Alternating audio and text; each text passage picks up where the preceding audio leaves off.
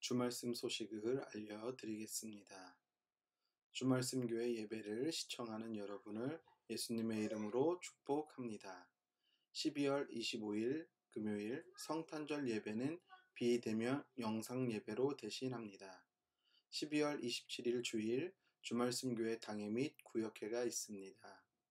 정부의 코로나 방역 지침이 2.5단계로 상향되어 비대면 예배로 드립니다. 주말씀 교회 예배 영상은 유튜브 동탄 주말씀 TV를 검색하시면 시청할 수 있습니다.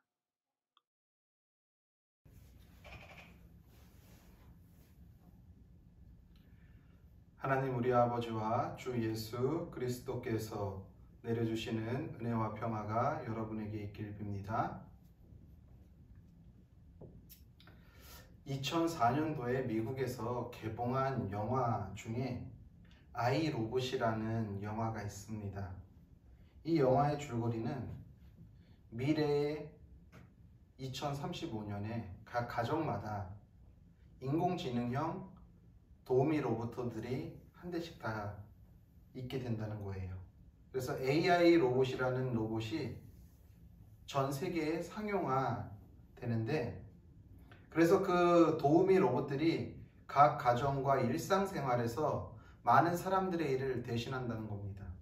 어떤 사람이 때로는 아프면은 그 로봇이 대신 가서 그 사람 대신에 일을 하고, 그래서 집 안에만 있어도 그 로봇을 조정함으로써 내가 일을 할 수 있다라는 것이죠. 요즘 같은 경우에는 아주 참 획기적일 것 같습니다. 코로나 때문에 밖에 나가기도 꺼려지는데 일은 해야 하니까 만약에 AI 로봇이 있다고 한다면 아마도 그 로봇이 나가서 우리 대신에 일을 감당하겠죠. 그런데 그것이 그렇게 주는 장점이 있다라고 가정했을 때 그 영화가 이제 그렇게 미래를 상상하고 만든 영화인데, 근데 그 로봇들이 그렇게 인간에게 장점만 제공했느냐? 그게 아닌 거예요. 인공지능이다 보니까 이 로봇들이 어느 순간에는 사람의 생각을 뛰어넘고 사람의 영역까지 침범하는 그런 일이 벌어집니다. 그래서 이 AI 로봇이라는 로봇이 사회에 무리를 일으키기 시작해요. 그래서 그 무리가 어디서부터, 사회에 무리를 일으킨 그룹이 어디서부터인지 찾아갔을 때 이 AI 로봇을 조정하는 제일 큰 메인 컴퓨터에서 자기가 스스로 생각을 해서 그렇게 만들었다는 것입니다. 그래서 어떻게 하냐 하면은 한 경찰관이 그 메인 컴퓨터를 이제는 부시는 그 메인 컴퓨터를 없앰으로 인해 가지고 그 모든 AI 로봇들이 이제는 사라지는 그런 영화의 내용입니다. 또 하나의 이야기는 2016년도의 일이죠. 2016년도 3월 달에 아마 인터넷 검색이나 혹은 유튜브를 보면은 그 대국이나 대전들이 있었을 것입니다. 어떤 이야기냐 하면은 우리가 잘 아는 알파고라고 한번 들어보셨을 것입니다. 알파고라는 바둑을 두는 이 AI 바둑 기사와 우리나라의 이세돌 구단이 대국을 펼쳤습니다. 5번의 대국 중에서 이세돌 구단이 한 판을 이기고 4판을 졌습니다. 그런데 그것이 현재까지 유일무이하게 AI 바둑 알파고와 더 가지고 인간이 1승을 거둔 게 유일한 승수라는 것이죠. 이 구글에서 개발한 이 알파고라는 이 AI 바둑 기사는 자기가 생각을 하는 거예요. 사람의 수보다도 더 많은 조합들을 연결해가지고 이 사람이 이 수를 넣었을 때 어떤 수를 둬야지 가장 이상적인 수를 둘 수 있는지 조합이 이루어지기 때문에 아무리 사람이 많은 생각과 많은 경우의 수를 가지고서 이 알파고와 바둑을 둔다 하더라도 이 알파고를 이길 수가 없는 거죠. 그때 당시에는 이세돌 구단이 이길 수 있었던 것은 순간적인 버그, 오류가 생겼기 때문에 이길 수 있었다라고, 그 한 판을 이길 수 있었다라고 이야기를 합니다. 이렇게 AI라는 것은 너무나도 많은 진화를 통해서 우리 일상생활 곳곳에 파고 들어 있습니다. 오늘도 제가 이렇게 영상으로 예배를 준비하면서 이렇게 영상으로 설교 말씀을 찍습니다. 그래서 우리 아마 성도님들 중에서는, 그리고 저와 좀 관계가 있는 분들은 우리 교회를 검색해서 유튜브에 들어가서 제 설교를 듣고 제가 한 설교를 가지고 은혜를 나누고 그렇게 할 텐데, 우리가 유튜브에 계속해서 이러한 주말씀 교회, 무슨 교회를 치다 보면은요, 맨 처음 상위에 랭크되는 것들을 우리는 교회 관련된, 설교 관련된, 혹은 집회, 찬양 영상, 이런 것들이 계속해서 메인 화면에 뜨는 것을 경험해 보신 적이 있을지 모르겠습니다.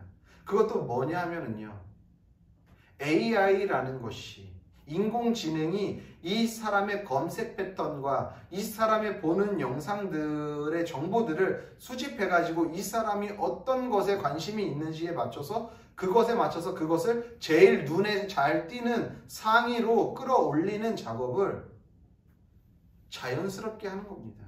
이것도 하나의 인공지능이라는 것이죠. 그렇기 때문에 우리가 지금 이 일상생활에서 이러한 경험들을 너무 많이 하고 있는 겁니다. 제가 왜 이런 말씀을 드리냐면요, 저는 오늘 말씀을 읽고 묵상하면서 오늘 사무엘상 18장 6절로 9절에 있는 말씀을 묵상하면서 생각이라는 단어를 좀 집중해서 보았습니다. 생각. 오늘 어떤 사건이 있냐면요, 사울이 다윗과 함께 많은 전쟁에서 승리를 하고 돌아옵니다. 그리고 다윗이 많은 전쟁에서 승리를 거둬서 와요. 그래서 이스라엘 백성들이 있는 데 들어가는데 여인네들이 승전하고 들어온 사울과 다윗을 칭송합니다. 그러면서 그들이 어떻게 합니까? 그들이 오늘 우리가 함께 읽은 본문 말씀을 보면은요, 6절부터 보면은 무리가 돌아올 때 곧 다윗이 블레셋 사람들을 죽이고 돌아올 때 여인들이 이스라엘 모든 성읍에서 나와 노래하며 춤추며 소고와 경세를 가지고 왕 사울을 환영합니다. 지금 환영하고 있는 거예요. 그러면서 여인들이 뛰놀면서 노래를 했는데 뭐라고 했냐면요, 사울이 죽인 자는 천천히요, 다윗이 죽인 자는 만만이다 라고 지금 이야기하고 있는 거예요. 사울이 이야기를 듣는 거죠. 가만히 이야기를 들어보니까 좀 기분이 빈정이 상해요. 왜요?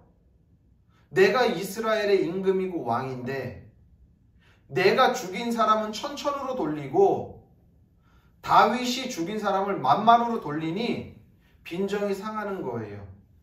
기분이 상했어요.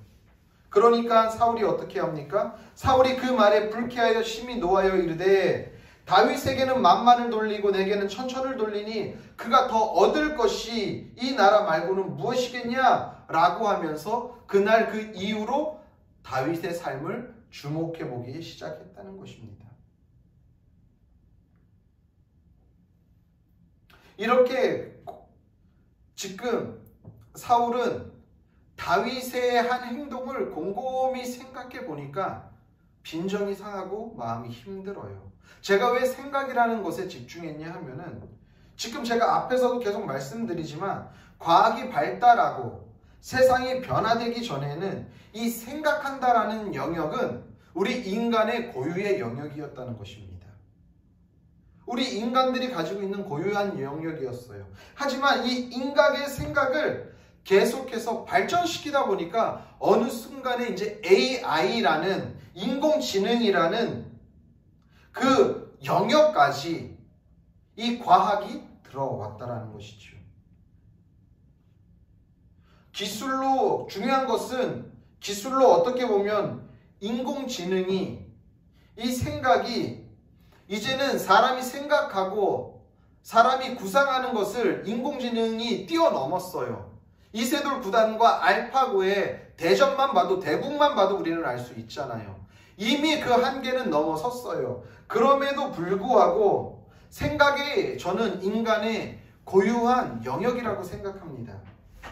제가 생각하는 이유는요. 왜냐하면은 인공지능이라는 이 과학의 발달로 해서 사람의 생각을 뛰어넘었다 하더라도 거기에는요. 감정이 없어요. 인공지능이 자비가 있습니까? 생각이 있어요? 내가 100전 100승을 만약에 하고 있는데 내가 기분으로 내가 100번을 다 이기면은 이 사람이 얼마나 실망되고 얼마나 힘들어할까 라고 해서 저주냐고요. 제가요 의진이와 어떤 게임을 할 때 무조건 다 제가 이기지 않아요. 왜? 제가 다 이길 수 있어요. 그럼에도 불구하고 다 이기지 않는 이유는 내가 다 이김으로 해서 의진이가 그것으로 인해 마음의 상처를 받고 어려워할 수 있으니까. 때로는 내가 아빠를 이겼어 라는 그 성취감을 주기 위해서 이길 수 있음에도 불구하고 지는 거예요. 왜요? 우리는 생각할 수 있는 감정이 있기 때문에. 근데 인공지능은 그렇지 않거든요. 그렇기 때문에 인공지능이 아무리 인간의 생각을 뛰어넘어 더 많은 수를 만들어내고 더 많은 것들을 생각해내고 더 많은 조합들을 만들어낸다 할지라도 여전히 이 생각이라는 것은 인간의 고유한 영역이라고 저는 생각한다는 겁니다. 왜? 인간은요 단순히 생각만 하는 것이 아니라 거기에 본인들의 감정도 같이 들어가 있기 때문인 거예요. 그런데 여기에 중요한 것이 있습니다. 오늘 사울의 모습을 볼 때 이 생각이 그리고 그 사울의 감정이 얼마나 큰 실수와 얼마나 큰 불행을 만들어내는지 오늘 우리는 성경을 통해 볼 수 있기 때문입니다.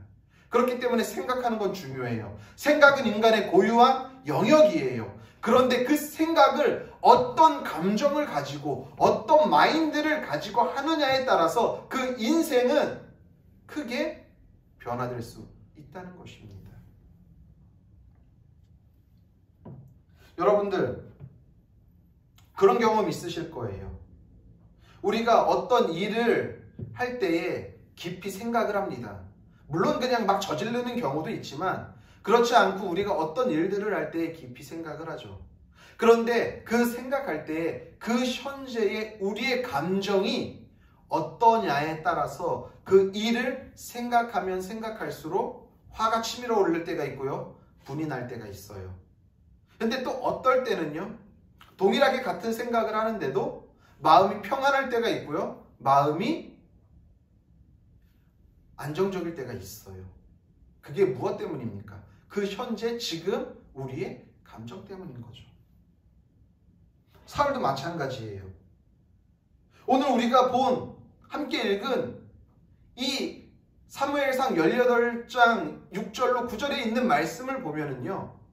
사울도요. 신나게 승리해서 들어와서 여인들이 성문부터 막 사울과 다윗을 찬양하고 있는 거예요. 기분이 어땠어요? 근데 여인네들이 하는 노래를 듣는 순간 사울은 천천히고 다윗은 만만이라고 하는 순간 그때 마음의 감정이 그래 다윗의 공이 크지 라고 생각하고 그냥 넘겼으면은 크게 문제될 일이 아니었을 거예요. 그런데 뭐라고 해요? 그것 때문에 계속해서 생각하면서 마음에 쌓이기 시작하는 거예요. 감정의 골이 깊기 시작하는 거예요.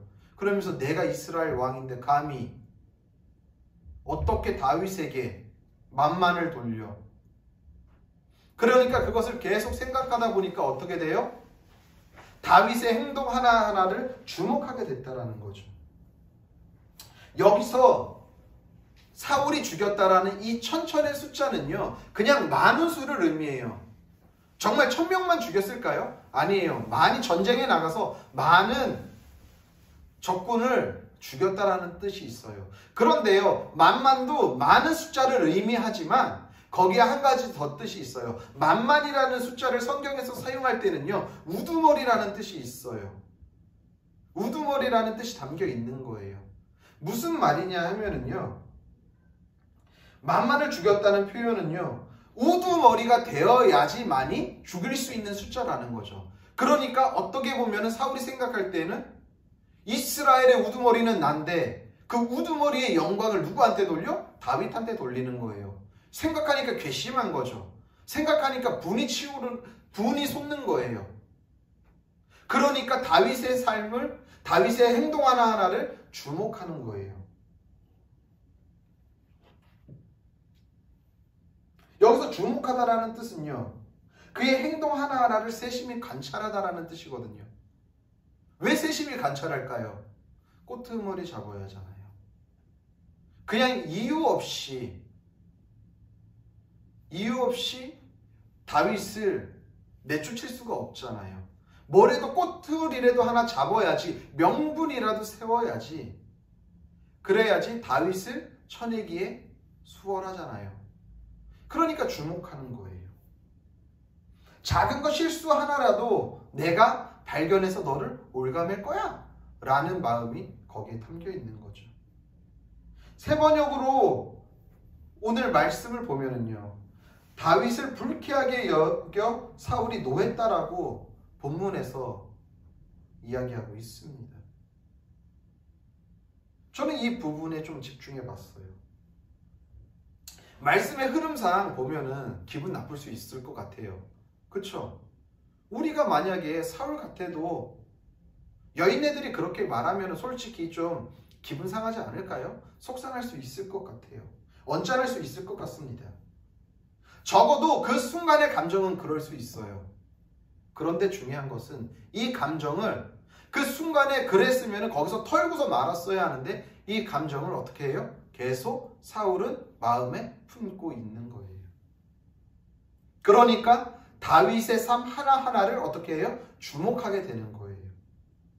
생각하면 할수록 계속해서 다윗을 보면 볼수록 생각이 떠오르고 생각하면 할수록 괘씸한 거예요. 어떻게 보면 다윗은 이스라엘에게 큰 일을 행한 사람이에요. 그렇잖아요. 그런데도 생각하면 할수록 열이 나요. 화가 나요. 내 눈앞에서 사라졌으면 좋겠는 거예요. 우리는 하루를 살아가면서 많은 생각을 하면서 살아갑니다. 아무 생각 없이 사는 사람은 없을 거예요. 어떤 행동 하나하나 각자의 생각과 뜻을 담고서 행동하죠. 아이들한테도 이야기하잖아요. 너 왜 이렇게 행동했어? 너 왜 이렇게 했어? 하면은 그냥 아무 생각 없이 하진 않았을 거라고요. 본인들도 다 생각하고서 행동하는 거죠. 우리가 무언가를 생각할 때에 그 생각이 그런데 항상 선한 영향력과 좋은 열매로 드러납니까? 우리가 생각하면 할수록 그것이 우리에게 아름다운 열매로서의 결실을 맺냐는 거예요. 부정적으로 열매를 맺을 때가 얼마나 많이 있습니까? 왜? 생각하면 할수록 괘씸한 거예요. 생각하면 할수록 이해가 안 가는 거예요. 생각하면 할수록 왜 그렇게 했지? 꼬리에 꼬리를 물고 계속 생각할수록 이 사람이 왜 그랬을까에 대해서 생각하기보다는 안전적으로 계속 생각이 나는 거죠. 저도 어떤 생각들을 할 때 그 사람에 대한 나의 감정, 그 상황에 대한 나의 지금 상태, 이런 것들이 함께 어우러지다 보니까 생각하면 할수록 왜 그렇게 했을까 하면서 계속해서 부정적으로 생각이 드는 경우가 너무 많았다는 것입니다. 오늘 사울이 바로 그런 거예요. 곰곰이 가서 앉으면서 계속 곱씹는 거죠. 생각해 보는 거예요. 왜 여인들이 그렇게 이야기를 했지? 왜 그렇게 했지? 내가 이스라엘의 왕인데? 나도 같이 나가서 죽였는데? 왜 다윗한테는 만만을 돌리고 나한테는 천천을 돌리지? 생각할수록 분이 차오르는 거예요. 그러니까 다윗의 모습이 꼴 보기 싫은 거죠.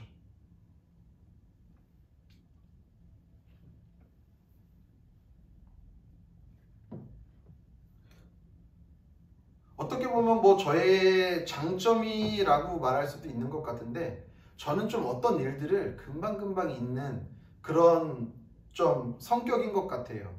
그래서 뭐 좋은 일도 금방 있고요. 안 좋은 일도 금방 잊으려고 빨리 털어버리려고 그렇게 노력을 합니다. 이것을 뭐 요즘에는 뭐 이런 것들만 뭐 저기 해도 전문 용어들이 많이 나와가지고 어떤 사람들은 그런 것들을 보고서 뭐 이제 회복 탄력성이라고 뭐 이야기하는 사람들도 있는 것 같은데 그 회복 탄력성이랑 좀 비슷한 것 같아요. 얼마나 그 놓여있는 상황 가운데서 빨리 원래의 모습으로 다시 돌아오느냐, 이것을 가지고 이제 회복 탄력성이라는 이야기를 하는데, 사람마다 어떤 문제나 사건을 만날 때 이것을 어떻게 풀어가느냐가 중요하잖아요. 거기에 어떻게 의미를 부여하느냐가 중요합니다. 그것을 원래의 모습대로 빨리 돌아오는 사람들을 볼 때 회복 탄력성이 좋다라고 이야기하고요. 여전히 그곳에서 헤매고 있는 사람들을 볼 때에는 회복 탄력성이 좀 떨어진다라고 그렇게 평가를 합니다. 근데 어떻게 보면 이제 저한테도 이 전문적인 용어를 좀 들여다 놓으면은 다른 사람에 비해서는 그나마 조금 더 저는 회복 탄력성이 있지 않을까 그렇게 조심스럽게 이야기할 수 있습니다. 왜냐하면 저는 그냥 많은 일들이 있는 가운데서 잊어야 될 것들은 그냥 빨리빨리 잊는 성격인 것 같아요. 그런데 때로는요, 나쁘거나 좋지 않은 일들을 경험했을 때 그것을 곰곰이 생각해요. 그래서 내가 왜 이랬지? 내가 왜 이렇게 당해야 되지? 하고서 그냥 또 뭐 그럴 수도 있지 하고 그냥 넘기면 거기서 끝나는 건데, 그게 아니라 저 사람이 왜 나한테 그렇게 이야기했지? 내가 뭘 잘못했는데 왜 나한테 이런 전화를 하지? 이러면서 이것을 계속 생각하면은 정말 화가 올라오기 시작하는 거죠. 내 감정과 내 마음과 내 머리를 그 생각이 가득 채우는 거예요. 생각하면 생각할수록, 그리고 이것이 선한 결과로 이어지는 것이 아니라 그렇게 전화한 사람을 정죄하게 되고, 그렇게 나한테 행동한 사람을 정죄하게 되고, 그렇게 된다는 것입니다. 아마 사울도 그랬겠죠. 다윗이 여인들에게 인정받았을 때 그냥 그래 네가 애썼으니까, 아무도 골리앗 앞에 나서지 못할 때에 네가 나섰으니까 그 정도 대우는, 그 정도 칭송은 받아야지 라고 하고서 그냥 의연하고 태연하게 만약에 사울이 넘겼다라고 한다면 사울이 계속해서 다윗을 죽이려고 쫓아다녔을까요? 그리고 그가 그렇게 비참한 결과를, 최후를 맞이했을까요? 사울의 나라가 무너졌을까요? 사울의 삶이 그렇게 고단했을까요? 악신에 들려가지고 날마다 그렇게 괴로워했을까요? 그렇지 않을 수도 있었을 텐데, 작은 것 하나하나 생각하면 생각할수록 감정의 골이 깊어지고 그것을 처리하지 못하니까 그의 삶이 괴로워졌다는 것입니다. 우리는 어떻습니까? 우리는 무엇을 생각하고 그것을 어떻게 처리하고 있습니까? 우리가 생각하고 생각해야 할 것은 다른 것이 아니라 오늘도 하나님의 말씀을 들었으면 어떻게 하면 이 말씀으로 살아갈 수 있지? 어떻게 하면 이 말씀이 나의 삶의 전부가 될 수 있지? 이것을 생각하고 곱씹고 곱씹어야 하는데, 우리는 그거보다는 다른 데에 더 관심이 있다라는 것이죠. 특히 요즘과 같은 시대를 살아갈 때에 생각할 일이 얼마나 많습니까? 하루에 1000명씩 확진자가 나오고, 전문가들은 올 겨울이 마지막 고비라고 하는데, 그래서 더 조심하고 조심하려고 하는데, 그래서 어떻게 하면 더 조심하게 이 겨울을 날 수 있을지 고민하고 생각하는 이러한 시대에 생각하면 생각할수록 힘든 거예요. 나는 이렇게 애쓰고 수고하고 있는데 주변에 있는 사람들의 모습은 전혀 아랑곳하지 않고 생활하는 모습. 저도 SNS를 가끔 하다 보면은요, 좀 마음이 힘들 때가 있어요. 뭐냐면요, 저는 어쨌거나 특별한 일 아니면은 거의 집에만 있거든요. 주일날 예배 영상을 찍기 위해 토요일날 나와서 이렇게 지금 영상 찍는 게 교회에 나오는 거의 일주일에 한 번 나오는 시간이거든요. 근데 어떤 분들은 일상생활을 열심히 살아가면서 그런 것들을 올려요. SNS에. 물론 삶을 살아가는데 필요한 부분들을 올릴 수 있어요. 그런데 그렇게까지 하지 않아도 될 부분까지도 올리는 모습들을 볼 때에는 지금 이 시점에는 좀 자제해야 되는 거 아닌가라는 생각이 들 때가 있어요. 아마 여러분들 중에도 그런 생각이 드시는 분들이 있을지 모르겠어요. 나는 이렇게 애들과 사투를 벌이면서 이 집안에서 살아가고 있는데 저 사람은 뭐지? 저 사람은 뭐지? 생각하면 생각할수록 괘씸한 거예요. 생각하면 생각할수록 힘든 거예요. 그런데 이것을 하나하나 생각하다 보면은 우리의 삶이 더 힘들어진다는 것입니다. 그렇다고 해서 환경이 더 좋아집니까? 코로나가 하루아침에 끝나는 거 아니잖아요.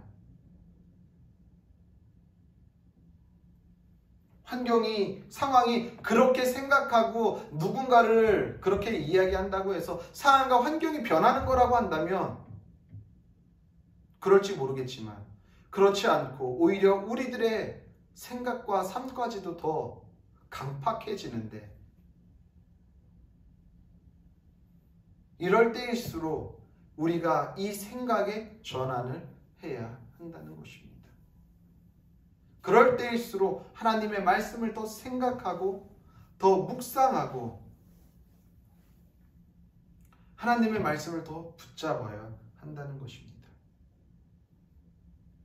어떻게 하면 내가 더 거룩한 신앙인으로 삶을 살아갈 수 있을지, 어떻게 하면 더 하나님의 말씀대로 이러한 상황 가운데에서도 흔들리지 않고 살아갈 수 있을지 더 생각하고 고민해야 한다는 것이죠. 사울과 같이 상황에, 환경에, 감정에 사로잡혀 휘둘리다 보면은 우리의 삶도 우리의 인생도 오히려 더 흔들리고 더 낭패 보게 된다는 사실을 기억하시길 바랍니다. 제가 언젠가 한 연기자의 인터뷰를 들은 적이 있어요. 이 연기자는요, 40이 넘은 나이에 처음 신인상을 받았다고 하더라고요. 연기를 하고. 그런데 이 연기자는 처음부터 뭐 연극 무대에서 데뷔한 것도 아니고요. 뭐 학교도 연극과 전혀 관련 없는 학교를 나왔다고 하더라고요. 그리고 이 분이 처음으로 어쨌거나 스크린에 데뷔한 것은요, 재연 배우로서 스크린에 데뷔했다라고 하더라고요. 그러면서 하루에도 12번씩 이 일을 포기하고 싶었던 적이 너무나도 많다는 거예요. 그런데 포기하려고 하면은요, 요만큼 올라갔다는 거예요. 자기의 삶이. 그리고 또 너무 힘들어서 포기하려고 하면 또 한 계단 올라가 있는 것 같고, 또 포기하려고 하면 또 한 계단 올라가 있고, 그래서 포기하지 못했다는 거예요. 그러다가 어느 순간에 지금의 40살이 넘은 나이에 신인 연기상을 받았다라는 것이죠. 저는 이 인터뷰 이야기를 들으면서 그런 생각이 들었습니다. 신앙인들도 마찬가지구나. 이 세상을 믿음으로 살아가는 일이 너무나도 힘들고 어려운데 생각하면 생각할수록 좋은 열매, 나에게 더 좋은 긍정적인 에너지들이 생기는 것이 아니라 오히려 더 부정적이고, 왜? 환경과 상황은 나아지지 않으니까 더 안 좋은 것들로 가득 차 있는데, 그럼에도 불구하고 내가 거기서 믿음으로 하나님의 말씀을 붙잡고 오늘 하루를 살아간다고 한다면은 그 다음날 생각했을 때 그래도 내가 그 힘든 하루를 요만큼 살아왔구나. 또 살아가다 보면은 또 요만큼 살아왔구나. 그러면서 한 계단 한 계단 한 계단 오르다 보면 어느 순간에는 계단 꼭대기까지 올라가 있지 않겠습니까? 그것이 뭐 우리들의 인생의 성공을 말하는 것이 아니라 그만큼 믿음의 성숙을 통해 가지고 어떠한 삶과 환경 가운데서도 감사하면서 살아갈 수 있는 그리스도인의 삶의 자리까지 나아갈 수 있지 않을까 생각해 보게 되었다는 것입니다. 우리 그리스도인이 살아가야 할 이유, 믿음 생활을 해야 할 이유가 여기에 있지 않습니까? 우리가 정말 깊이 고민하고 생각해야 하는 것이 이러한 부분에 있지 않냐는 것입니다. 우리 그리스도인의 삶이 이래야 한다는 것이죠. 지금 상황이, 환경이, 감정에 사로잡혀 생각하면 생각할수록 부정적인 생각을 생산해내는 것이 아니라 비록 힘들고 어려운 삶이지만 이전보다 지금보다 더 성장한 우리의 모습을 발견한다면 그 스텝을 조금씩 밟아가는 것이 우리의 신앙생활일 것입니다. 어떻게 하면 이렇게 살아갈 수 있을지를 더 고민하고 생각해야 한다라는 것이지요. 사랑하는 성도님들, 지금 우리의 상황, 우리의 삶을 생각하면 생각할수록 힘들고 화나고 짜증날 때가 있을지 모르겠습니다. 하지만 이런 삶이 계속 감정에 따라 생각하면 그 길은 결국 우리의 삶을, 인생을 무너지게 할 수밖에 없다는 것입니다. 이럴 때일수록 비록 힘들고 화나고 짜증나고 어려운 삶이지만 그럼에도 불구하고 포기하지 않고 하나님의 말씀을 붙잡고 한 걸음 한 걸음 걸어가다 보면 오늘보다 나은 내일이, 내일보다 나은 그 다음이, 그 다음보다 더 나은 삶을 살아갈 수 있을 것입니다. 그리고 그 삶이 모이다 보면 어느 순간 우리도 믿음으로 성장해 있을 것이며 회복해 있을 것입니다. 그리고 우리의 삶을 통해서 희망을 이야기할 수 있게 될 것입니다. 부디 우리 모두 오늘도 우리의 삶을 이끄시고 주님을 힘든 상황 가운데에서도 붙잡고 이 힘들고 어려운 시기를 온전히 주님만을 생각하며 주님의 말씀만을 생각하며 거룩하게 이 힘든 시기를 이겨나가는 우리 성도님들의 삶이 되시기를 예수님의 이름으로 간절히 소원합니다. 기도합니다. 주님, 감사드립니다. 오늘도 주님의 말씀 앞에 설 수 있게 하시고 우리의 생각을 오늘도 주님의 말씀으로 가득 채울 수 있도록 주님께서 말씀하여 주심에 감사드립니다.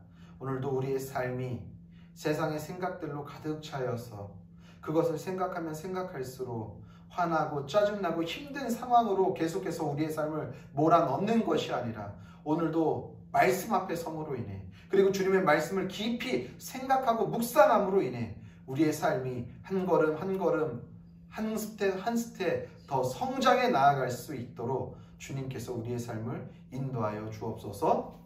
이제는 우리를 위하여서 십자가에 달려 죽으신 예수 그리스도의 은혜와 그의 아들을 아낌없이 십자가에 내어주신 하나님 아버지의 영원하신 사랑과 성령의 교통하심과 역사하심과 위로하심과 충만하심이 오늘도 온전히 주님의 말씀만을 생각하고 주님의 말씀만을 묵상하며 우리의 삶이 주님의 말씀으로 가득 차기로 결단한 성도들 머리 위에와 그들의 가정과 섬기는 교회와 나라 민족과 더 나아가 세계 열방 가운데 이제로부터 영원히 함께 계시기를 간절히 축원하옵나이다. 아멘.